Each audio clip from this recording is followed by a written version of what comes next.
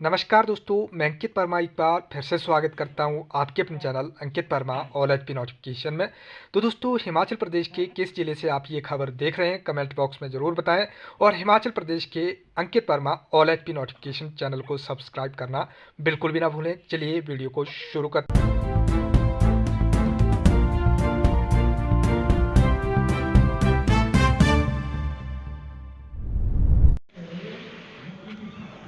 Himachal police ने four lane पर car से बरामद की चिट्टे की बड़ी खेप। 20 वर्षीय युवती सहित 3 गिरफ्तार।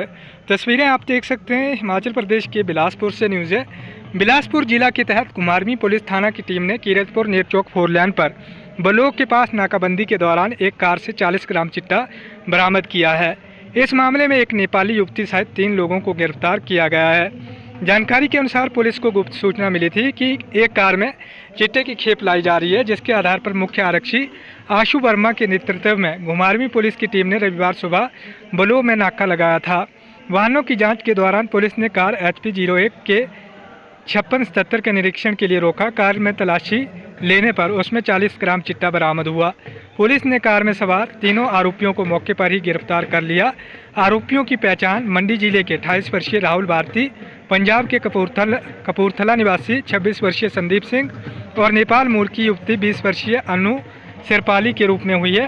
पुलिस के अनुसार अनु सिरपाली वर्तमान में संदीप सिंह के साथ कपूरथला में ही रह रही है।